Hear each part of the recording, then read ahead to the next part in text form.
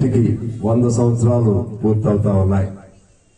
ఎంతటి మహోత్తరమైనటువంటి విరోచితమైనటువంటి ఘన చరిత్ర కలిగినటువంటి మరి ఏ పార్టీ కూడా ఈ భారతదేశంలో లేదు. అలాగే కమ్యూనిజం అనేది ఒక మహత్తరమైనటువంటి సిద్ధాంతం. ప్రజల కోసం పుట్టిన సిద్ధాంతం ఏదైనా ఉందంటే, మనిషి కోసం పుట్టిన సిద్ధాంతం ఏదైనా ఉందంటే అది కమ్యూనిజం. కమ్యూనిజం అంటే ఇది పోలబాట కాదు, పోలపాన్పు కాదు. అలాగే ఈ సిద్ధాంతం ఈ మనిషికి దోపిడీ బంధనాల నుంచి విముక్తిని కల్పించడం కోసం, దోపిడీ వర్గాల నుంచి మానవ జాతికి విముక్తి కలిగించడం కోసం ఎన్నెన్నో పోరాటాలు, ఎన్నెన్నో త్యాగాలు, ఎన్నెన్నో బలిదానాలు చేసినటువంటి ఘన చరిత్ర ప్రపంచవ్యాప్తంగా ఉంది. 100 ఏళ్ల చరిత్రలో మన భారతదేశంలో కూడా ఉంది. కమ్యూనిజం అనేది లేకుండా, కమ్యూనిస్ట్ పార్టీ అనేది లేకుండా ఉంటే ఈనాడు ప్రపంచంలో అనుభవిస్తున్నటువంటి హక్కులు ఉండేవి కాదు. ప్రత్యేకించి భారతదేశంలో మనం అనుభవిస్తున్నటువంటి చట్టాలు కూడా ఉండేవి కాదు. మీరు ఒకసారి చరిత్ర తీసుకోండి.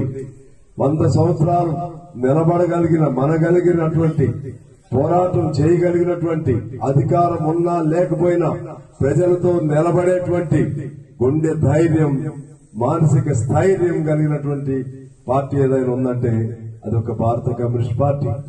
ఇవాళ బ్యాంకుల జాతీయకరణ జరిగినా, అదేవిధంగా దున్నేవాడికే భూమి పేరుతో భూ సంస్కరణ జరిగి పేదవాడికి భూమి సాగు చేసుకునేటువంటి హక్కు కల్పించబడిన, రైతాంగ విముక్తి పోరాటాలు జరిగిన, మహిళల కోసం పోరాటాలు జరిగిన, కార్మిక వర్గం కోసం 8 గంటల పని హక్కు కోసం పోరాటం జరిగిన, అసంఘటిత కార్మిక వర్గం కోసం అనేక పోరాటాలు జరిగి వాళ్ళు కూడా మనుషులే అని చెప్పి రుజువు చేయబడిన, దళితులు కూడా ఈ సమాజంలో ప్రధాన స్రవంతిలో దళితులు, గిరిజనులు, ఇతర బడుగు బలహీన తాడిత పీడిత వర్గాలు కూడా వారు ఈ స్రవంతిలో భాగస్వామ్యాన్ని తెలియచేసిన, దాని వెనక కమ్యూనిస్ట్ పార్టీ చేసినటువంటి అనేక త్యాగాలు, బలిదానాలు ఉన్నాయి. కామ్రేడ్స్, ముఖ్యంగా భారతదేశంలో అనేక చోట్ల అనేక ఉద్యమాలు నడిచాయి.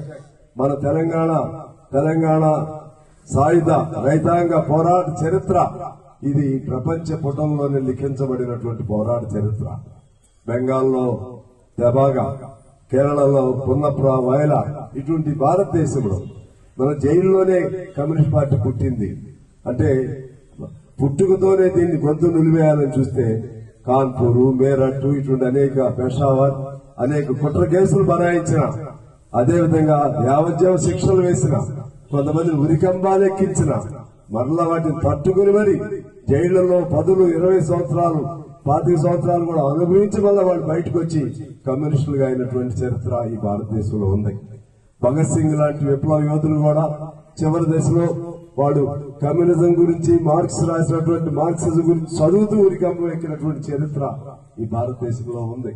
ఇటువంటి ఈ గొప్ప చరిత్ర కలిగినటువంటి కమ్యూనిస్ట్ పార్టీ లేకపోతే ఒకసారి మనం ఊహించుకోవచ్చు. కమ్యూనిజం అనే పదం లేకపోతే ఏమయ్యేదో ఒకసారి మనం ఊహించుకోవచ్చు.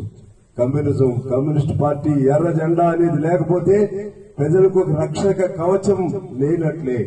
ప్రజలకు ఎప్పుడు ఏమవుతుందో తెలియనటువంటి భయానక పరిస్థితులు ఉన్నాయి. అందుకని ఆ భయానక పరిస్థితులు వాళ్ళకి భయం కల్పిస్తా ఉన్నాయి.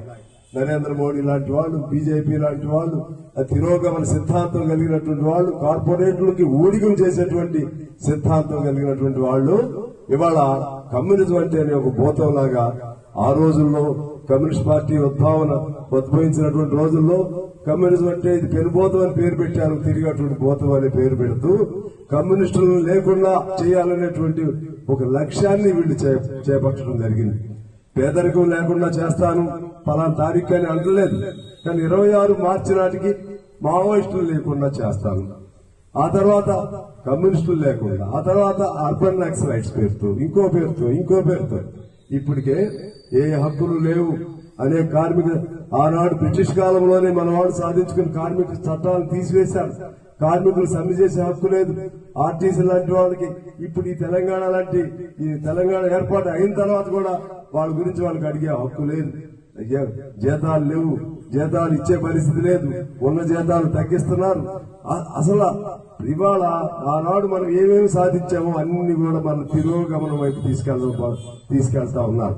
ఈ దశలో అందరూ కోరుకుంటున్నారు, కమ్యూనిస్టులారా మీరు మళ్ళా రండి, కమ్యూనిస్టులారా మళ్ళా రండి, ఎర్ర జెండా రెపరెపలు కనపడాలి, రండి మీరు మళ్ళా రావాలంటే అందరూ ఒకటి అవ్వండి. ఇవాళ మావోయిస్టులను చంపుతుంటే ఆ గొంతు, ఆ లోపల ఉన్న ఆవేదన ఇవాళ నినాదం రూపంలో బయటకు వస్తా ఉంది. వాళ్ళ గురించి మాట్లాడుతున్న వాళ్ళని కూడా జైల్లో పెడుతున్నారు. ఆ విధమైనటువంటి దశలో అందరూ కోరుకుంటున్నారు, మళ్ళా అందరూ ఒకటి కావాలి, అన్ని ఎర్ర జెండాలు ఒకటి కావాలి, ఎర్ర జెండాలన్నీ ఒకటై ఒకే జెండా అవ్వాలి. ఆనాడు ఆ జెండా ఢిల్లీలోని ఎర్రకోటపై ఎగరాలి. ఇది ప్రజలు కోరుకుంటున్నారు. ఇవాళ మన మగ్గం భవన్ చూస్తే ఎంతో మంది త్యాగధనులు నిర్మించిన ఈ మగ్గం భవన్ చూస్తే ఇది కొత్త ఉత్సాహం, ఊపిరి, కొత్త మన దీక్ష, మన ధ్యేయాన్ని ఎప్పుడు గుర్తు చేస్తూ ఇక్కడ రెపరెపలాడుతూ పైన జెండా ఉంది, మన భవనం ఉంది. దీని దీక్షగా, దీని సాక్షిగా 100 ఏళ్లు నడిచినటువంటి పార్టీని మరింత ముందుకు తీసుకెళ్దామని చెప్పి నేను మీ అందరికీ మనవి చేస్తూ, local to global news at your fingertips. మీ చేతిలో ఒక ఆయుధం. Download R TV app. Media legend Ravi Prakash is back.